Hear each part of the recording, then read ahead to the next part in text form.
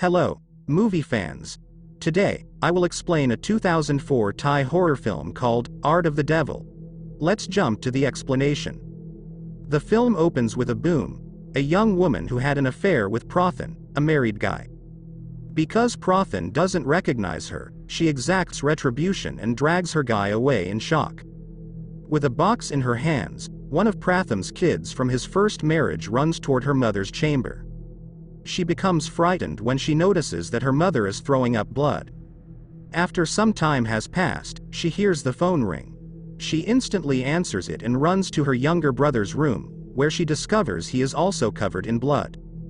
The reporter, who works diligently to assist her in unraveling the mystery surrounding the deaths of her loved ones, is on the other end of the line when she picks up the phone. He warns her to leave the house because Boom, her sister-in-law, is the murderer. She suddenly receives a wallop to the forehead, knocking her out of it. Boom takes a seat next to the restrained Nan.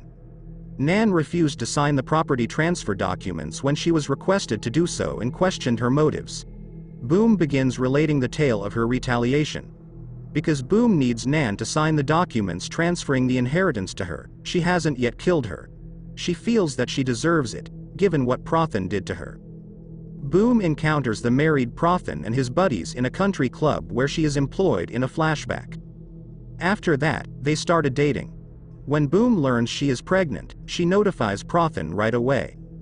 He is unhappy because Boom is pregnant and wonders if he is the child's biological father.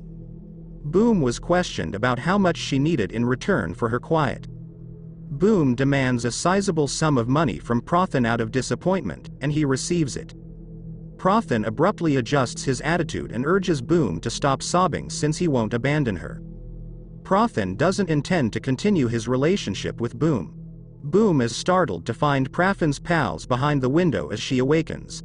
Prathan informs her that he is entitled to share her with his buddies due to the enormous sum of money he donated. Boom attempts to flee, but she can't because they are too powerful. Prathan is filming heartlessly while his pals make fun of him. Boom goes to the doctor to get the baby's sonogram checked. She is completely astonished when the doctor tells her about the baby's predicament. She visits the restaurant where Pradhan and his family are having dinner to celebrate his youngest daughter's birthday. Before she enters the restaurant, she calls her friend and counsels her to get an abortion because she is confident that Prathan will not adopt the child. However, Boom refuses and tells her friend she will keep the child regardless of what happens. The infant, unfortunately, has defects and will not have an everyday life, according to the doctor. Soon after, Boom ends the party by informing Prathan that he must give Boom more cash. When they witness a Boom, the family doesn't appear to be that astonished. Boom is dragged out of the restaurant by Prathan, who then smacks her and tells her to stay away from his family. He yells that this is the last time he will give her money as he flings cash in her direction. The local family was unsurprised to see Boom because they are merely Prathan's second family, and the lady is also a mistress, just like Boom, so they shouldn't have been. After 6 months, it is reported in the press that Prathan's buddies who sexually assaulted Boom inexplicably passed away one by one. The reporter finds the story intriguing and investigates what caused their untimely demise. One day, when Prathan is having an intimate moment with another woman, he has a terrible headache that makes him feel like his hair is being yanked out. The noise from the window causes his youngest daughter to awaken at his mansion. She rushes downstairs and hides in the bathroom because she is so terrified. After some time, Prathan's second son and his girlfriend arrive home intoxicated. He has a hallucination that his lover is an older woman when they are in the room, so he strangles her. He snatches the gun as his lover flees and shoots her. He is shocked to discover his girlfriend's body when he investigates the body. He also shoots himself in the head out of disappointment. While strolling down the street, Prati's first child suddenly vomits a lot of blood and collapses. Prathan's second son reportedly murdered his girlfriend and younger sister before turning the gun on himself and killing their mother, who was discovered dead from a heart attack.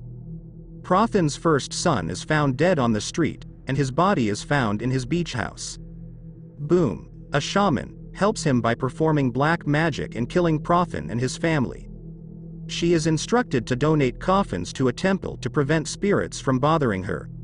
When a rescue car passes, she is surprised to see the hearts of Prathan and his family.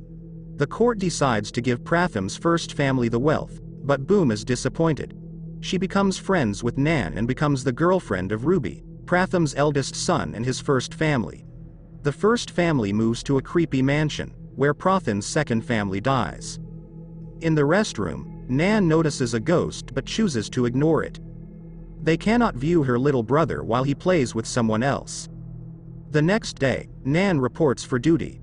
When a friend questions whether she still sees ghosts, Nan replies that she was inebriated at the time and didn't realize she saw strange things.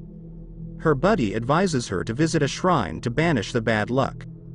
Nan objects, but her buddy persuades her to comply because she is persistent. They saw the temple after work and spoke with a man they addressed as Master. The Master gave Nan praise and wished ill will away. Following that, they provide food for the shrine, but a beggar consumes it. Sadly, the beggar who consumed the offering lost his mind. They believe that he received the curse as a result. Boom eagerly waits outside the jewelry store for Ruby on the day of the proposal. He begs fearlessly for a wife when he leaves. Boom is overjoyed that her plan to join the family has been successful. On the wedding day, as the second son is busy filming the preparations, he unexpectedly notices a youngster rushing upstairs. He first assumes it is his younger brother, so he is shocked when he suddenly appears next to him and inquires whether he recognizes his acquaintance. He walks upstairs to investigate it but ultimately disregards it and keeps filming the cooking. Boom and Nan are close. Even Boom's wedding gown was sewn by her. The entire family is unaware that horrors are in store for them. The family plans to stay at a resort following the wedding. Nan confides in her pals that the black magic email she got bothers her. Nan receives an email from her friend, who advises her to follow the instructions. The brother is curious and asks about the email's content, which recommends not answering someone's name to avoid a spell transfer. The brother ignores Ruby and goes to the bathroom, where Boom enters and uses his hair for black magic. Meanwhile, Nan's youngest brother gives drawings to Nan, which later affect their second brother's life. His stomach aches, and he is diagnosed with an ulcer. One night, Nan hears a noise in her brother's room and discovers eels are smothering him. Sadly, her second brother went 3 months later, and the physicians determined he was unwell. The reporter visits Nan after the passing of the second sibling and informs her that he thinks her family is cursed and in danger. Nan calls the journalist's home and is shocked to discover his research. He feels that because the curse was passed on to him, the man's father's passing is somehow related to her sibling's passing. Nan first finds it hard to accept, but the reporter persuades her by pointing out that it also occurred to him.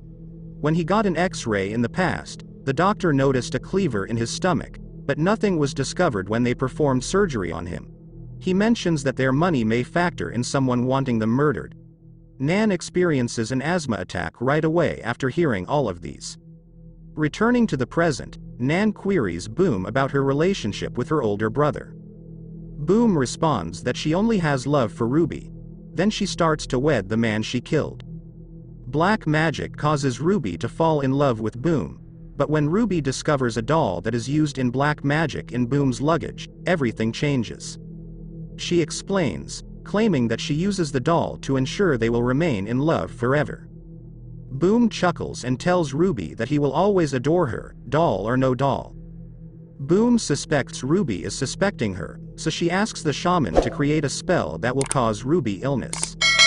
Rudy vomits blood with blades during their ritual, but people only see blood. When Ruby is cremated, they find blades on his ashes, proving their family is cursed. One day, Nan sees a white child playing with her, who reveals Boom's evil plan. Boom then asks the shaman to create a spell that will make the mother lose her mind, causing her to see ghosts telling her she will die. The reporter discovers the mother's fate and asks the priest to bless the house and cast out the spirits.